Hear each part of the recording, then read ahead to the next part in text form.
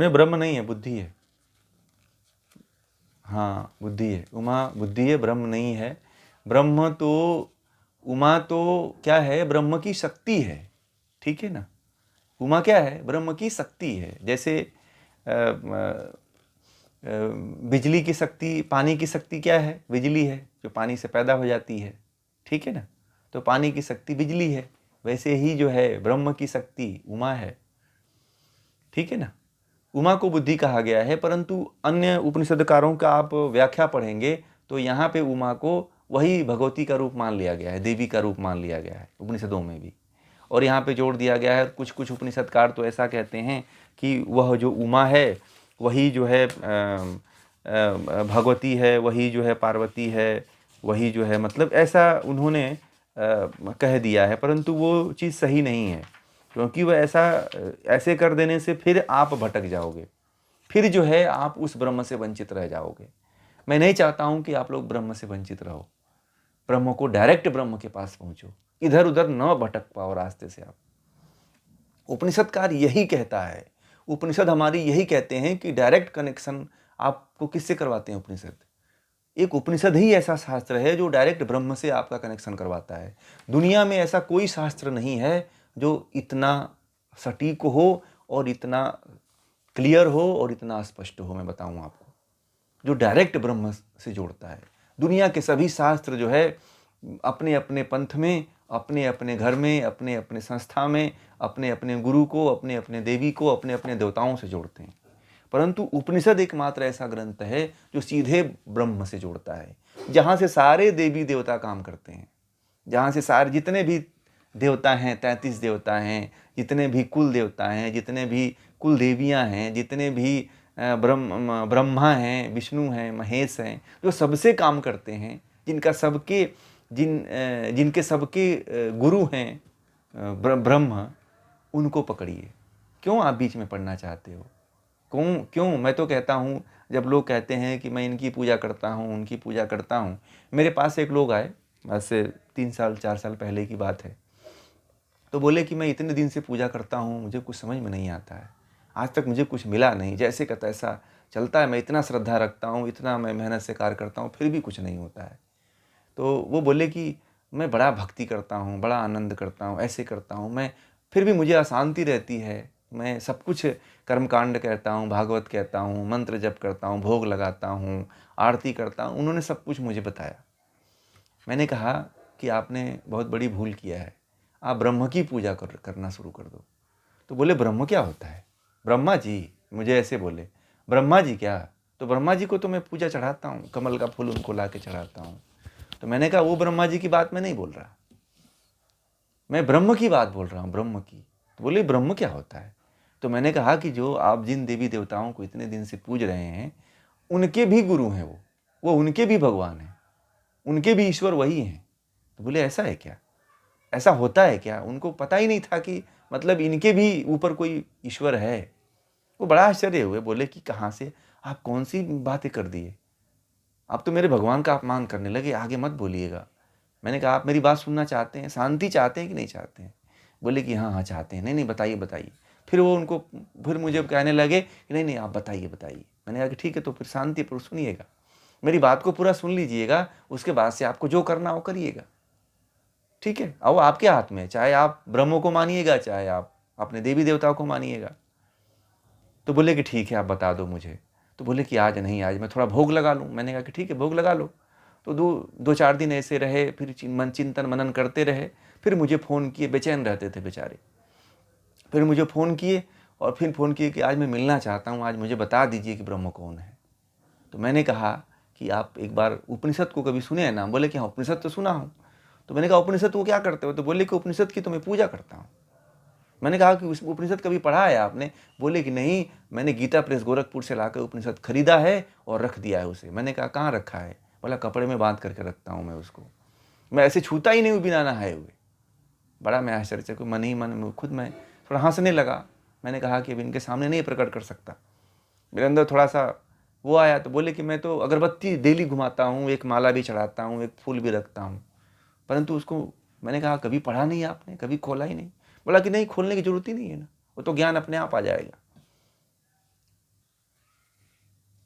तो फिर मैंने उनको कहा कि उस उपनिषद को लेकर के आइए। बोले कि अरे आप तो बाहर से आ रहे हैं, आप तो नहाए ही नहीं हैं। मैंने कहा कि आप लेकर आओ, मैं तो बिस्तर पर लेकर सोता हूँ सारे पुस्तकों को।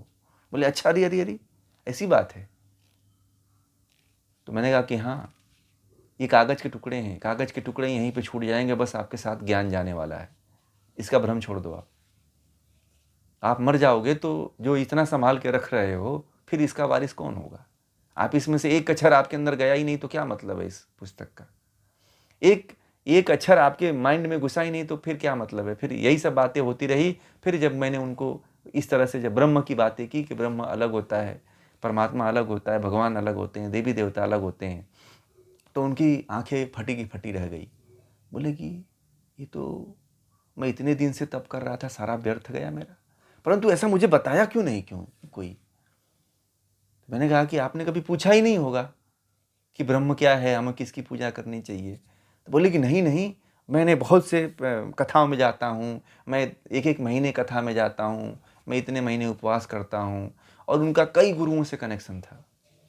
तो उन्होंने कहा कि इतने गुरु से मैं मिल चुका हूँ, मैं इतने गुरु मतलब कथाओं का संचालन करवाया हूँ, मैं अपना कथाओं में करीब 30 से 40 लाख रुपया मैं खर्च कर चुका हूँ, परंतु मुझे ये ज्ञान तो किसी ने नहीं दिया, आप ही नए नई चीज़ दे रहे हैं।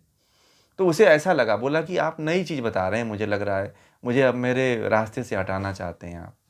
मैंने कहा हट जाओ, मुझे हटाना नहीं है, आपकी मर्जी है, आप रहना चाहो तो रहो, नहीं तो फिर जाके वही पूजा पाठ करो। तो बोले कि नहीं नहीं नहीं, आप एक बात एक तरह से आप सही कह रहे हैं, आप मुझे पूरा बताओ। फिर मैंने वो जब उसको पूरा समझाया तब उसको समझ में आया बात, बहुत दिनों बाद समझ में आया। पहले सुना दिया तो स्तब्ध रह गया, फिर वो अचंभित हो गया। और जब कुछ दिन बाद 2-4-10 दिन बाद फिर मुझे फ़ोन किए, बोले कि आप बात सही कह रहे हैं, मैंने आज पढ़ना शुरू किया है, और जो आपकी बात जो कह रहे हैं वो सारी बातें सच्ची निकल रही है ना। तो फिर उसको ज्ञात हुआ, बोला कि अरे मेरा तो जीवन बड़ा व्यर्थ चला गया। फिर उस व्यक्ति की उम्र जो है, ये तो कहिए करीब उनकी उम्र जो है 49 या 40 या 48 या 49 साल का रही होगी। अब तो 2-3 साल पहले की बात बता रहा हूँ। तो फिर वह जो है, अब वह व्यक्ति जो है, वही व्यक्ति जो है, जो जितने वो उनके अंदर जो पूजा पाठ करते थे उनसे विरक्त हो गए और ध्यान अब करते हैं, अब साधना करते हैं, अब ऐसे शास्त्रों को पढ़ते हैं और जुड़ते भी हैं। अब एकांत में ज़्यादा वास कहते हैं, कभी मिलते हैं तो कहते हैं कि आपने तो हमारा रास्ता दिखा दिया है, मेरा तो जीवन व्यर्थ चला जाता। बड़े ही श्रद्धावान व्यक्तियों की बात कह रहा हूँ, जो उन लोगों की मैं बात नहीं कह रहा हूँ जो लोग जो है साधना के क्षेत्र में है ही नहीं, उनकी तो मैं बात ही नहीं करता। जो साधना के क्षेत्र में हैं वह भी अभी ट्रैक पे नहीं हैं, जो भगवान के प्रति श्रद्धा रखते हैं, जो ब्रह्म के प्रति श्रद्धा रखते हैं, जो वास्तव में मुक्त होना चाहते हैं, वास्तव में ब्रह्म का साक्षात्कार करते हैं, वह उनकी गाड़ी अभी प्लेटफॉर्म पे आई ही नहीं है, रेलवे ट्रैक पे चढ़ी ही नहीं है। तो ब्रह्म की तक कैसे पहुंचोगे भाई? पहुंच पाएंगे क्या आप लोग? नहीं पहुंच पाएंगे। ब्रह्म के रास्ते में चलने पे बड़ी कठिनाइयां भी आती हैं। अभी तो क्या हुआ है कि हमने तो अभी यात्रा शुरू ही नहीं की है। बड़ी विडंबना तो हमारे साथ ये है, हमारे और सबके साथ यही है कि हम लोग बीच में अधर्म में लटके हुए हैं, और अधर्म इतना लटके हुए हैं कि हमें पता ही नहीं है कि हमको किधर जाना है। हमने अपना रास्ता तय ही नहीं किया है कि हमें ब्रह्म को जानना है कि देवी देवताओं को जानना है कि भगवान को जानना है। भगवान का मतलब जानते हैं क्या होता है? भगवान को ईश्वर नहीं कहते हैं, भगवान जिसमें 6 ऐश्वर्य होते हैं, क्षमा होता है, दया होता है, करुणा होता है, धृति होता है, ऐश्वर्य होता है। 6 ऐश्वर्य जिसके अंदर होता है उसको भगवान कहते हैं। तो भगवान कोई भी बन सकता है, ठीक है, जैसे भगवान राम है, भगवान श्री कृष्ण है, तो इस तरह से आप भी भगवान बन सकते हैं। और इनके प्रति श्रद्धा इस भाव से रखना चाहिए, भगवान श्री कृष्ण के प्रति, भगवान शिव के प्रति, रुद्र के प्रति, मंदिरों में भी जाना चाहिए और इनके प्रति आस्था इस दृष्टि से रखना चाहिए कि ऐसे ये महापुरुष हैं जो हमें रास्ता दिखाते हैं, हमें उस ब्रह्म के पास जाने में। इसलिए इनको जानना चाहिए, इनके जीवन को पढ़ना चाहिए, इनके सामने नतमस्तक भी होना चाहिए। यही इनका सम्मान है। आप सम्मान करेंगे तो आपको उनके तरह बनने का मौका मिलेगा। इसलिए इनको आदर्श बनाना चाहिए, इनको इनका मंदिर बना करके एक फोटो लगाना चाहिए। परंतु हमें उपासना किसकी करनी चाहिए? हमें उस ब्रह्म की ही उपासना करना चाहिए। हमें बीच में नहीं फंसना है। हमें किसी बिचौलिए को नहीं पकड़ के अपने आप को ये सोचना है कि गाय की पूंछ को पकड़ लेंगे तो हम मुक्त हो जाएंगे। ऐसा होता है क्या? नहीं, ऐसा नहीं होगा। आपको भ्रमित किया गया है, आपको अपने रास्ते से हटाया गया है। इसलिए उपनिषद को पढ़िए और उपनिषद को जान करके अपने जीवन को आप उद्धार करिए। उपनिषद ही है जो आपको मुक्त कर सकता है।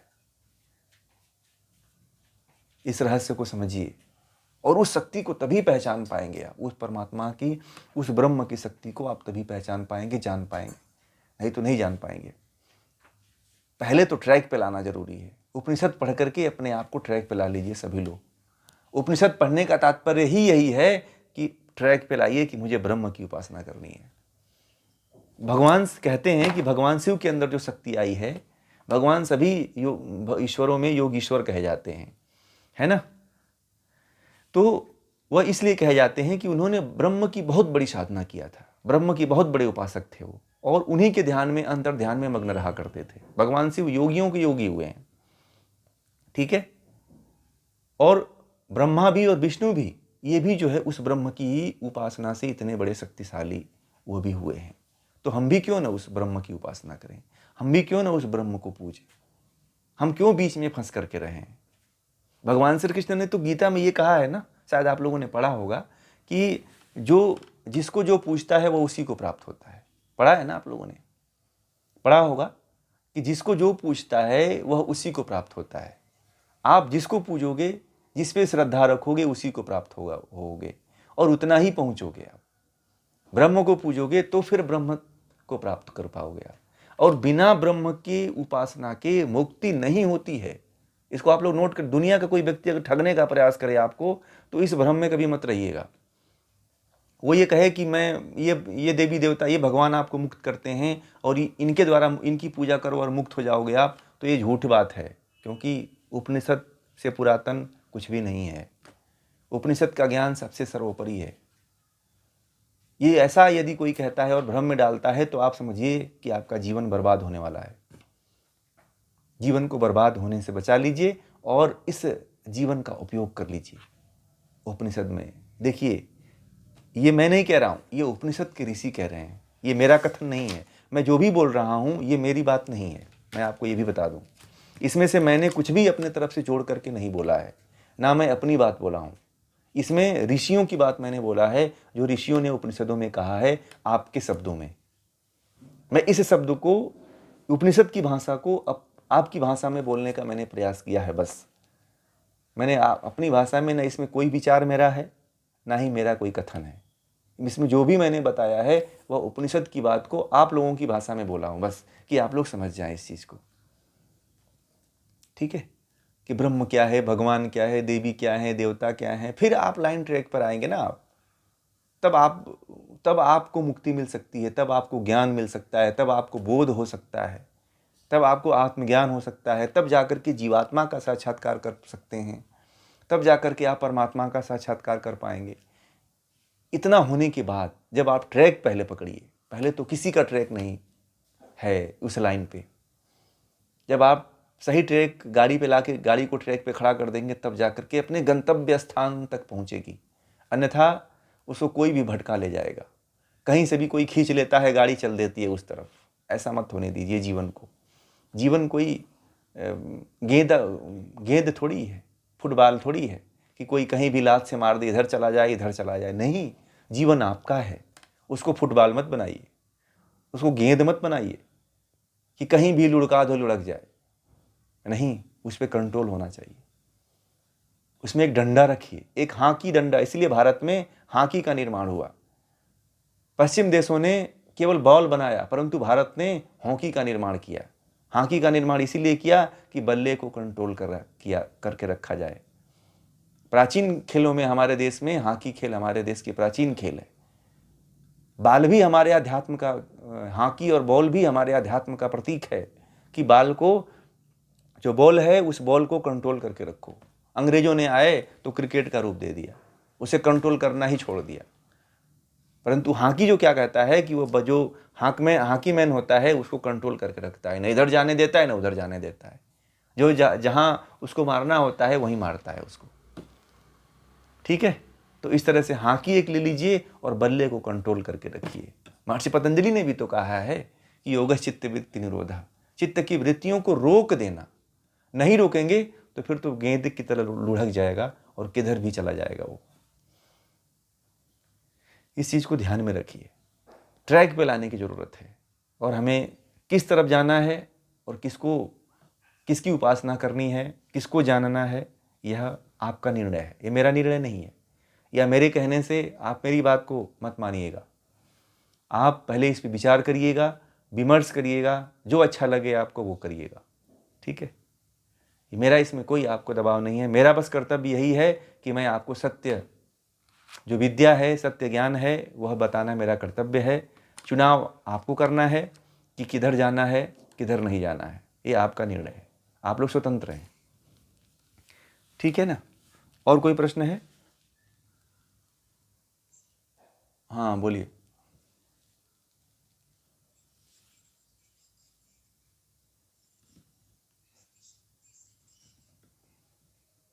किसकी? ब्रह्म निर्गुण जैसे मान लीजिए कि आपने क्या किया कि एक उदाहरण मैंने दिया था कि जैसे जो कांटी वाले हैं ना, जो मछली मारते हैं, ठीक है, मछली जो मारता है वह मछली मारने वाला होता है, तो वो उसमें चारा फंसा के रखता है, ठीक है, और धागे को फेंक देता है तालाब में, देखा होगा आपने, चारा फंसा करके धागे को फेंक देता है और उसका कंट्रोल उसके हाथ में रहता है। ठीक है, तो जो कंट्रोलर है, ठीक है ना, तो जो कांटी है, जो धागा है, जो डंडी है, ठीक है ना, वह ब्रह्म नहीं है, ब्रह्म का एक उपकरण है, और वहां पे ब्रह्म की केवल शक्ति कार्य कर रही है उसको मारने में। ठीक है ना, तो वहां पे ब्रह्म का कार्य नहीं कर रहा है, वहां पे ब्रह्म की शक्ति कार्य। जैसे कोई काम है, कोई काम करवाना है, मान लीजिए आपके यहाँ आपका खेत है, तो खेत को बोना है, चाहे खेत की कटाई करनी है, तो आप मजदूर को पैसा देते हो तो ही वो काम करता है ना।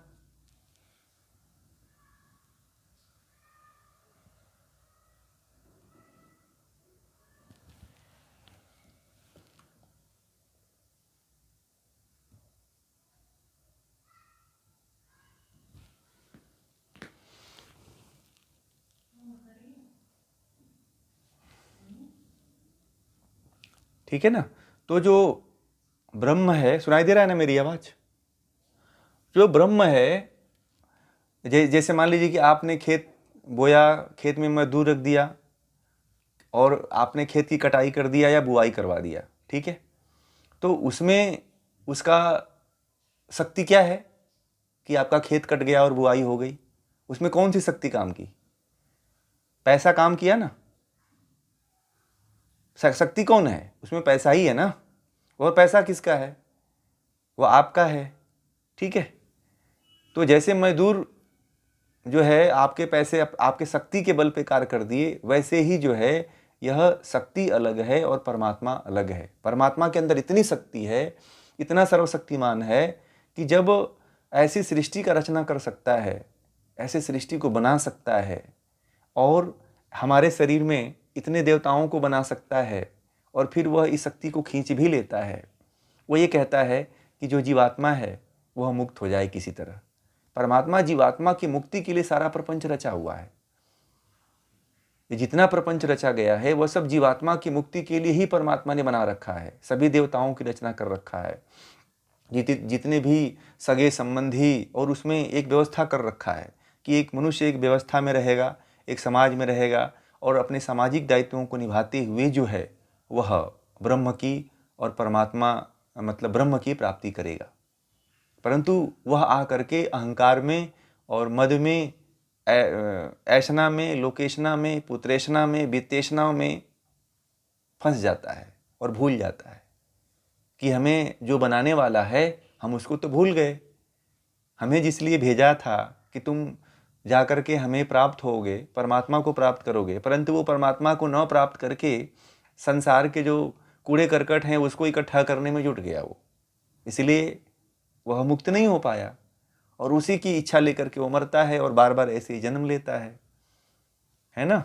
तो परमात्मा की शक्ति अपार है, परमात्मा किसी से भी कार्य ले सकता है, वह खुद आकर के आपसे काम नहीं करवाएगा, उसके अंदर इतना वैभव है, वैभवशाली है, वो इतना सर्वशक्तिमान है, वह उतना कहा जाता है कि सर्वज्ञ है, सब कुछ जानने वाला है ना, अजन्मा है, अनादि है, नित्य है ना। ये परमात्मा के सब नाम हैं।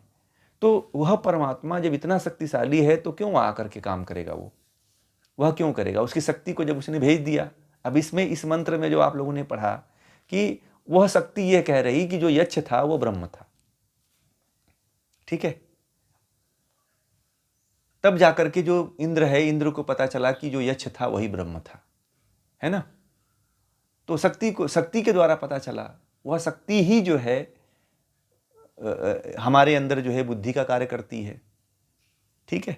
हमारे अंदर की सबसे बड़ी शक्ति क्या है? बुद्धि। आप कभी बुद्धिहीन व्यक्ति को देखा है आपने? पागल व्यक्ति को? उसका कोई अस्तित्व है पृथ्वी पर रहने का? अगर किसी का बच्चा मंद बुद्धि वाला हो जाए तो उसके रहने और ना रहने का फल एक ही होता है।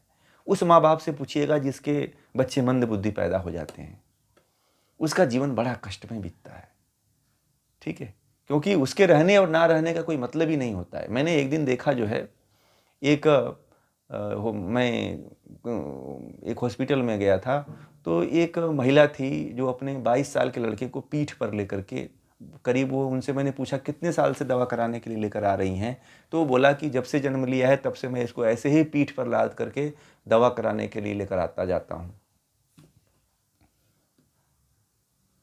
बताइए। तो इस तरह मैंने पूछा तो आप क्यों नहीं घर पे ऐसे हम कोई व्यवस्था ऐसे कुछ कर लेते? बोले कि इसके रहने और ना रहने से, उन्होंने एक शब्द बोला कि इसके रहने और ना रहने से कोई मुझे फर्क नहीं पड़ता है, नहीं मरी जाता तो ठीक है। उनके इतना सेवा करते करते उस औरत बूढ़ी हो चुकी थी, बोली कि इसके रहने और ना रहने से मुझे कोई फर्क नहीं है, ये मरी जाता तो ठीक है परंतु मरता भी नहीं है। अब जब इसको दर्द होता है तो मैं देख नहीं पाती हूँ, फिर हॉस्पिटल लेकर के आती हूँ। तो मंद बुद्धि होना मतलब कि उसके अंदर शक्तिहीन होना। परमात्मा का समझिए कि परमात्मा का उसके ऊपर श्राप है, पहले के समय में बड़ा अहंकारी रहा होगा, इसलिए परमात्मा ऐसा न्याय करता है, ऐसे ऐसे लोगों को जन्म दे देता है कि बुद्धिहीन कर देता है। शरीर तो देता है परंतु बुद्धिहीन कर देता है। इसलिए कभी अपना अपने बुद्धि पे अहंकार करना चाहिए, न अपने पैसे पे अहंकार करना चाहिए, न अपने बल पे अहंकार करना चाहिए। देखा होगा कि लोग जन्म तो ले लेते हैं परंतु उनके बलहीन होते हैं, लोग किसी के अंदर बल नहीं होता। इसलिए कभी बल पे घमंड नहीं करना चाहिए, अपने ज्ञान पे घमंड नहीं करना चाहिए, अपने धन रुपये पैसे किसी भी चीज़ पे घमंड अहंकार नहीं करना चाहिए, क्योंकि जो अहंकार जो है परमात्मा यानी कि ब्रह्म को भी पसंद नहीं है। ब्रह्म ने इंद्र वायु और अग्नि का भी अहंकार तोड़ा है, ठीक है ना। एक तिनकों को रख दिया और कहा कि तुम उड़ा के दिखा दो, तुम इतने शक्तिशाली हो। तो नहीं उड़ा पाए ना वो लोग, उनके अंदर की शक्ति को छीन लिया था उस परमात्मा ने, ठीक है ना। इसलिए समर्पण भाव रखिए परमात्मा के प्रति और उस ट्रैक को पकड़ लीजिए, उस ब्रह्म को ही परमात्मा मानिए, उस ब्रह्म का ध्यान किया करिए, ठीक है। चलिए, ठीक है ना।